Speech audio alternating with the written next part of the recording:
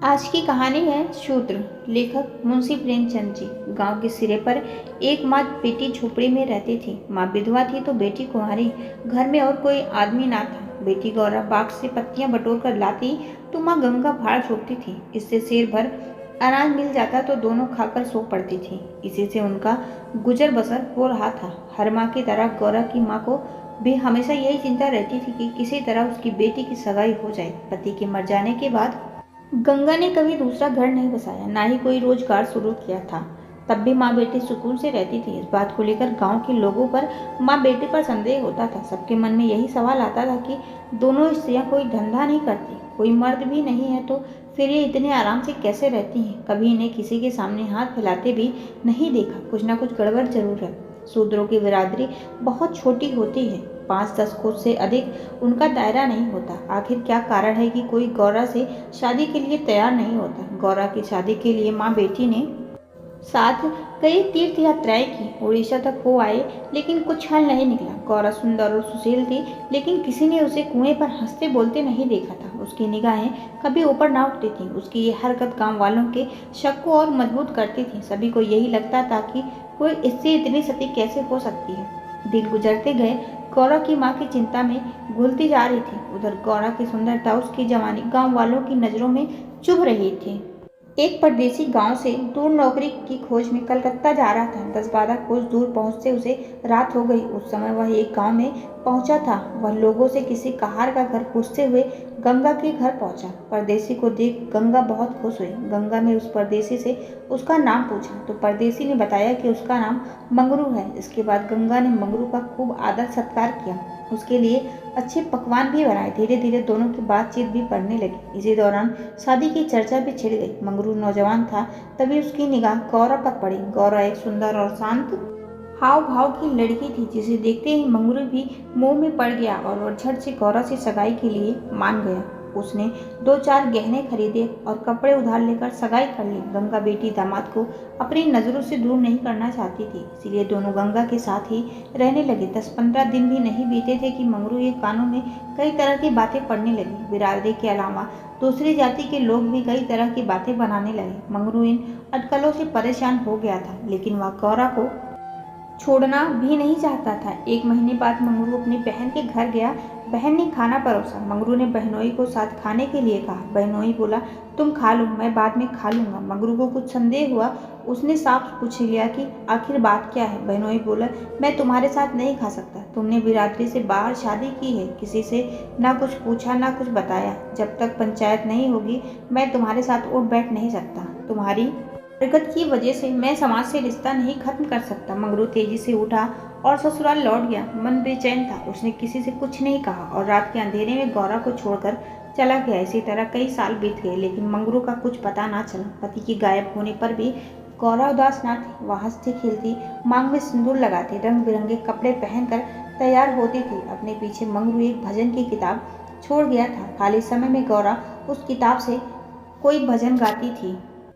पहले गौरा गांव की औरतों से ज्यादा मिलती जुलती नहीं थी। दरअसल उसके पास उन स्त्रियों से बात करने के लिए कोई विषय ही नहीं होता था। गौरव के पास अब गृहस्थ जीवन की ढेरों बातें थीं, जिसकी चर्चा वह गली मोहल्ले की औरतों के साथ करती थी। वह सभी को बताती थी कि मंगरू कितना अच्छा सहनशील है। तभी वहां मौजूद एक स्त्री ने पूछ लिया, गौरा, मंगरू तुम्हें छोड़कर क्यों चला गया। गौरा कहती, मर्द कभी ससुराल में रह सकता है भला? बाहर जाकर पैसे कमाना ही मर्द का असली काम है। वहीं जब कोई गौरा से ये सवाल करता कि मंगरू खत क्यों नहीं लिखता है, इस पर गौरा मुस्कुराकर कहती, अपना ठिकाना बताने से डरते हैं, जानते हैं कि गौरा सामने आ पहुंचेगी। सच कहूँ तो मैं उनके बिना एक दिन भी नहीं रह सकती। एक सहेली बोली, तेरी बात हम नहीं मानते। जरूर मंगरू और तेरी लड़ाई हुई होगी, तभी इसी तरह बिना बताए वह तुझे छोड़कर चला गया। गौरा बोली, बहना, अपने भगवान से भी भला कोई लड़ता है क्या? जिस दिन ऐसी नौबत आई मैं कहीं जाकर डूब मरूंगी। कई दिनों बाद कलकत्ता से एक आदमी आया और गंगा के घर रुका। इत्तेफाक से वह मंगरू का पड़ोसी निकला। उसने कुछ पैसे और 2 साड़ियां गौरव के हाथ में थमाई और बोला कि मुझे मंगरू ने तुम्हें लेने भेजा है। ये सुनते ही गौरव की खुशी का ठिकाना ना रहा। वह फटाफट जाने के लिए तैयार हो गई। गाँव की औरतों से आई और सबको अपने जाने की खबर दे आई। बेटी के जाने से गंगा मायूस थी, लेकिन साथ खुश भी थी। रास्ते भर गौरा के मन में हजारों अच्छे बुरे ख्याल आते रहे। बीच बीच में उसे अपनी माँ के अकेलेपन की याद आ जाती। डर सताता कि बेचारी अम्मा कैसे अकेली रहेंगी, सारा काम अकेले करना पड़ेगा, बूढ़ी दिन भर रोती रहेगी। इसी अधेड़ बुन में रास्ता कट गया। लगभग 3 दिनों बाद गाड़ी कलकत्ता स्टेशन पहुंची। गौरा का दिल जोर से धड़क रहा था। वह प्लेटफॉर्म पर उतरकर मंगरू का इंतजार करने लगी। बूढ़ा बोला, मैंने आसपास सभी जगह देख लिया, लेकिन मंगरू तो कहीं दिखाई नहीं दे रहा, शायद अब तक आया नहीं है। गौरा घबरा गई। तभी बूढ़ा बोला, चलो हम डेरा पर चलते हैं। उसे मालूम ना था कि कौन सी गाड़ी से आ रहे हैं। ऐसे में भला उसकी राह देखने से कोई फायदा नहीं। गौरा बात मान गई और दोनों तांगे पर सवार होकर चल दिए। यह पहली बार था जब गौरा गांव से बाहर निकली थी। उसकी आंखें इधर उधर चीजों को निहारने में लगी हुई थी। अचानक तांगा एक सुंदर और विशाल भवन के सामने रुका। गौरा उतरी और तेजी से सीढ़ियों के सहारे ऊपर चढ़ने लगी। मंगरू से मिलने की थोड़ी भी देरी उससे बर्दाश्त नहीं हो रही थी। तभी बूढ़े ने पहले मंजिल के एक कमरे की ओर इशारा करते हुए कहा, यह मंगरू का कमरा है, जाओ, वह अंदर ही पड़ा होगा। गौरा अंदर गई, लेकिन कमरे में कोई ना था। कोने में खाट और 4-5 बर्तन पड़े हुए थे। वह बाहर आई और बूढ़े को बताया। बूढ़ा बोला, मंगरू काम पर गया होगा, शाम को लौटेगा, यहाँ वह किराए पर रहता है। कमरे में मंगरू को ना पाकर गौरा थोड़ा मायूस हो गई, लेकिन शाम को मिलने की सोचकर मुस्कुराई और साफ सफाई में लग गई। उसने कमरे में झाड़ू लगाया, बर्तन धोए, नहा धोकर शाम का इंतजार करने लगी। रात देखते देखते देर शाम हो गई, लेकिन मंगरू का अब तक कोई पता ना था। गौरा का मन फिर घबराने लगा। घना अंधेरा छा गया था, परंतु कमरे में एक दीपक तक ना था। जब भी किसी की आहट होती तो गौरा को लगता मंगरू आया होगा, लेकिन दरवाजे पर कोई दस्तक ना होती थी। कुछ देर बाद दस्तक हुई। गौरा दौड़ी और दरवाजा खोला। सामने बूढ़ा खड़ा था। गौरा बोली, वो अब तक आए क्यों नहीं? बूढ़ा बोला, अभी मैं मंगरू के दफ्तर से ही लौटा हूँ। साहब ने बताया कि मंगरू का ट्रांसफ़र हो गया है। मंगरू ने साहब से कई मिन्नतें की, लेकिन किसी ने उसकी एक ना सुनी और दूसरी जगह भेज दिया। मैं दफ्तर से उसका नया पता ले आया हूँ। कल सुबह तुम्हें जहाज़ पर बिठा दूंगा, फिर तुम अपने मंगरू के पास चली जाना। गौरा घबरा कर बोली, जहाज में? कितने दिन का सफ़र होगा? बूढ़े ने कहा, कम से कम 8 से 10 दिन तो जरूर लगेंगे, लेकिन घबराओ मत, तुम्हें कोई परेशानी नहीं होगी। तय बात के मुताबिक अगले दिन गौरा बूढ़े के साथ मंगरू के पास जाने के लिए निकली। बूढ़े ने उसे जहाज पर बिठाया और विदा किया। जहाज जैसे जैसे किनारे से अलग हो रहा था, वैसे वैसे गौरा को लग रहा था कि अब उसकी मम्मा, गांव सब पीछे छूट रहा है। चारों ओर पानी पानी देख गौरा का मन अजीब हो रहा था। अनजान जगह में मंगरू को कहाँ खोजेगी, यह सोच सोच कर उसका दिल बैठा जा रहा था। जहाज पर कई स्त्रियां और पुरुष सवार थे। गौरा उन्हें देखकर और उनकी बातें सुन रही थी। तभी उसकी नज़र एक कोने में अकेली बैठे स्त्री पर पड़ी। गौरा ने हिम्मत करके उससे पूछा, कहाँ जा रही हो बहन? ये सुनते ही स्त्री की आंखें डबडबा गईं। बोली, मुझे नहीं मालूम कि मैं कहाँ जा रही हूँ, बस जहाँ भाग्य ले जाए वहाँ चली जा रही हूँ।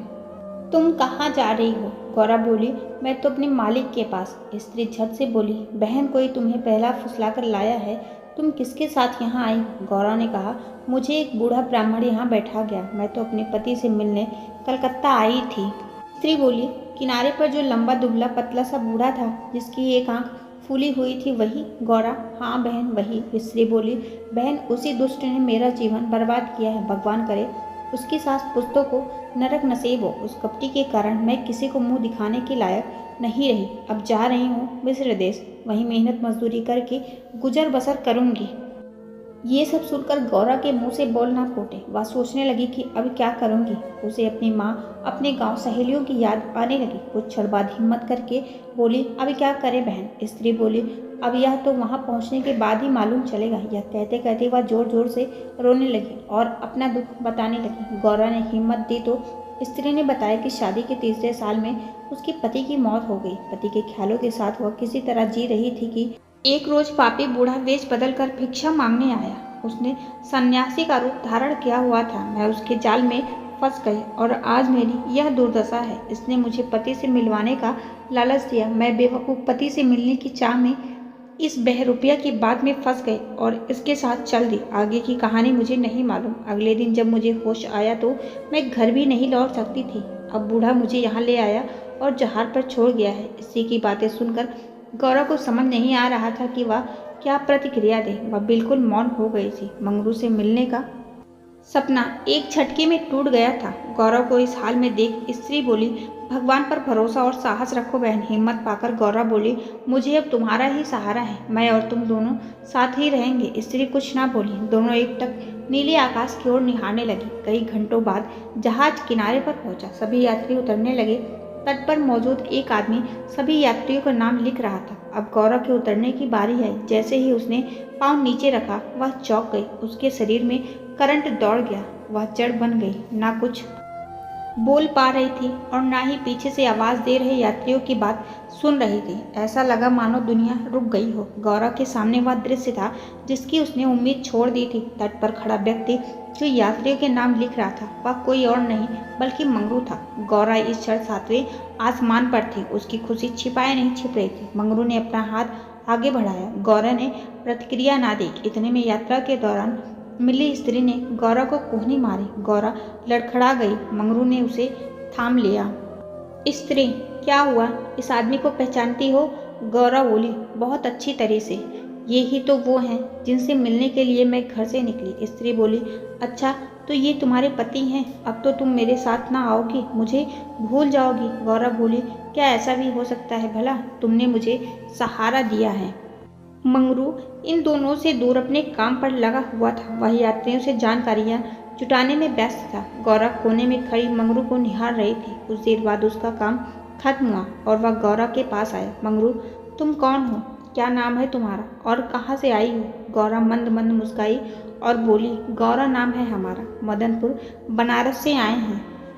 मंगरू ने उसका हाथ थाम लिया और आंखों में आंसू लिए बोला, भला तुम यहाँ आई कैसे? गौरव ने उसके आंसू पोंछे और चौंक कर बोली, तुमने ही तो बुलावा भेजा था, सो मैं आ गई। मंगरू को समझ नहीं आया कि गौरव क्या कह रही है। उसने बोला, मैंने कब बुलावा भेजा? भला मैं तो पिछले 7 सालों से यहाँ कैद हूँ, चाहकर भी घर नहीं जा सका। गौरव घबरा कर बोली, तुमने बूढ़े को नहीं भेजा था मुझे लाने के लिए? मंगरू बोला, बिल्कुल नहीं। गौरव का मन छोटा हो गया। उसने इस जवाब की आशा ना की थी। गौरव गुस्से में बोली, मैं कल ही यहाँ से चली जाऊंगी, मुझे तुम पर बोझ नहीं बनना। मंगरू बोला, अब तुम यहाँ से अगले 5 सालों तक नहीं जा सकती, यही यहाँ का नियम है। गौरव बोली, ठीक है फिर मैं अलग रहकर अपना पेट पाल लूँगी, लेकिन तुम पर भार नहीं बनूंगी। मंगरू बोला, तुम मेरे लिए कभी बोझ नहीं हो सकती गौरव, तुम सती हो, देवी हो। जिस बूढ़े आदमी ने तुम्हें बहकाया उसी ने मुझे भी यहाँ भेजा है। आओ मेरे साथ मेरे ठिकाने पर चलो, वहाँ आराम करें, फिर आगे बातें होंगी। वह स्त्री कौन है तुम्हारे साथ? गौरव बोली, यह मेरी सहेली है, यात्रा के दौरान जहाज पर मिली। इसका यहाँ कोई ना है, अतः यह मेरे साथ ही रहेगी। मंगरू मान गया। तीनों लोग पैदल चल दिए। तभी सामने से 2 लंबे चौड़े शरीर के आदमी आते दिखाई दिए। मंगरू के पास आकर दोनों आदमियों ने बोला, आज इससे ये दोनों औरतें हमारी। मंगरू के क्रोध का ठिकाना ना था। मंगरू चिल्लाकर बोला, ये दोनों मेरे घर की स्त्रियां हैं, इन पर आंख तक न डालना। दोनों आदमी ठहाके लगाकर हंस पड़े। मंगरू का गुस्सा और बढ़ गया। तभी एक आदमी गौरव की ओर बढ़ा और उसका हाथ पकड़ने की कोशिश करने लगा। मंगरू चिल्लाया, छूना मत वरना अच्छा नहीं होगा। दोनों आदमी सहम गए और बाद में देख लेने की धमकी देकर आगे निकल गए। मंगरू, गौरव और उसकी सखी आगे बढ़ गए। मंगरू बोला, इसीलिए मैं कह रहा था कि ये जगह तुम जैसी औरतों के लिए नहीं है। अचानक सामने से एक अंग्रेज आ पहुंचा। उसने मंगरू से कहा, जमादार, ये दोनों औरतें आज से मेरे कोठे में रहेंगी। मंगरू ने हाथ जोड़ लिया, बोला, साहब ये मेरे घर की औरतें हैं, इन्हें जाने दीजिए। अंग्रेज बोला, झूठ मत बोलो तुम। गौरव की ओर इशारा करके उसने कहा, इसको हमारी कोठी में भेज दो।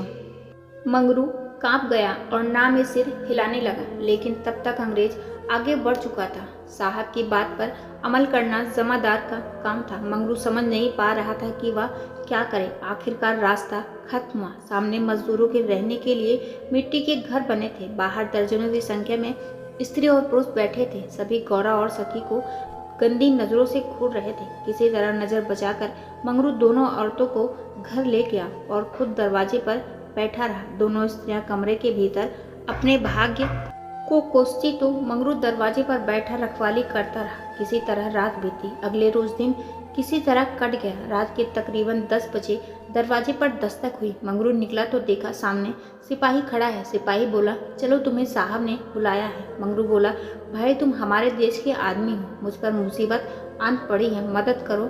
जाओ साहब को कह दो कि मंगरू घर पर नहीं है। सिपाही बोला, ना बाबा, वह बहुत गुस्से में है, मैं ऐसा कुछ नहीं कह सकता, तुम साथ चलो। मंगरू के पास कोई चारा ना था, वह सिपाही के साथ निकल गया। मंगरू को सामने देख साहब जोर से चिल्लाया, वह औरत कहाँ है?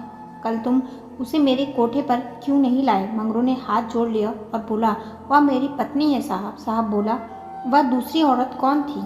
मंगरू, मालिक वह मेरी बहन है। साहब गुस्से में बोला, हम कुछ नहीं जानते हैं, तुम उन दोनों में से किसी एक को लेकर आओ जल्दी। मंगरू साहब के पैरों में गिर गया और रोने लगा, लेकिन साहब का दिल नहीं पसीजा। उसने आदेश दिया, जल्दी एक स्त्री को लेकर आओ वरना तुम्हें कोड़े पड़ेंगे। मंगरू कोड़े खाने को तैयार हो गया। साहब नशे में था, उसने ना आओ सोचा ना ताओ, हंटर निकाला और कोड़े बरसाने शुरू किए। मंगरू की चीख निकल आई। साहब उसे लगातार कोड़े मारते रहे, लेकिन वह अपने घर की औरतों की इज्जत देने को तैयार ना हुआ। उसने अपने प्राण त्यागना बेहतर समझा। इधर गौरा और सखी कमरे में बैठे मंगरू की बाट देख रही थी। उन्हें क्या पता कि मंगरू पर क्या बीत रही थी। अचानक किसी के चीखने रोने की आवाज़ सुनाई पड़ी। कान लगाकर सुना तो कलेजा मुंह को आ गया। यह मंगरू की आवाज़ थी। गौरा दौड़कर दरवाजे पर पहुंची। मंगरू की आवाज़ सुनकर उससे रहा ना गया तो आवाज़ के पीछे दौड़ गई। फाटक खुला था। गौरा, कोई है आवाज़ देने लगी, लेकिन जवाब न मिला। वह अंदर जा पहुंची। सामने मंगरू खुले बदन लहूलुहान हुए खड़ा था और अंग्रेज उस पर चाबुक बरसा रहा था। गौरा से यह सहन नहीं हुआ। वह दौड़कर मंगरू से लिपट गई और बोली, इनके बदले जितना चाहे मुझे मार लो, लेकिन इन पर दया करो। अंग्रेज खुश होकर गौरा से बोला, तुम यहाँ मेरे पास रहोगी तो मैं इसे छोड़ दूंगा। गौरा बहुत असहाय महसूस कर रही थी, कुछ ना बोली। वहीं मंगरू दर्द से कहरा रहा था। जिस साथी के लिए वह यह सब कर रहा था, उसकी आंखों के सामने वह उससे छूट रहा था। गौरा ने दिल पर पत्थर रखकर कहा, मुझे तुम्हारी शर्त मंजूर है, लेकिन अपने पति के स्वस्थ होने के बाद मैं तुम्हारे पास आ जाऊंगी। अंग्रेज बात मान गया। उसने मंगरू पर अत्याचार बंद कर दिया और सिपाही को उसे अस्पताल में भर्ती कराने का आदेश दिया। मंगरू को अस्पताल ले जाया गया। गौरा भी उसके साथ ही। इलाज के दौरान गौरा एक क्षण के लिए भी मंगरू के सामने से नहीं हटी। 4 दिनों के इलाज के बाद मंगरू ने आंखें खोली। तय शर्त के मुताबिक अब गौरा को मंगरू का साथ छोड़ अंग्रेज के पास जाना था। यह उसे मंजूर नहीं था। ऐसे में उसने मरना बेहतर समझा। अस्पताल के बाहर नदी की धार बह रही थी। गौरा जाकर उसमें कूद पड़ी। आनंद फानन में एक अस्पताल कर्मचारी दौड़ मंगरू के पास आया और गौरा के नदी में कूदने की सूचना दी। मंगरू की आंखों के सामने अंधेरा छा गया। उसे कुछ समझ नहीं आया। दौड़कर नदी के सामने पहुंचा और छलांग मार दी। जीते जी जो कभी साथ नहीं रह पाए, अब वे दोनों परलोक की यात्रा में साथ जा रहे थे। कहानी से सीख। शूद्र कहानी से हमें यह सीख मिलती है कि व्यक्ति को अपना मन साफ और सच्चा रखना चाहिए। किसी कार्य को करने के पीछे यदि आपकी नीयत नेक होती है तो नियति आपके साथ कभी बुरा नहीं करेगी।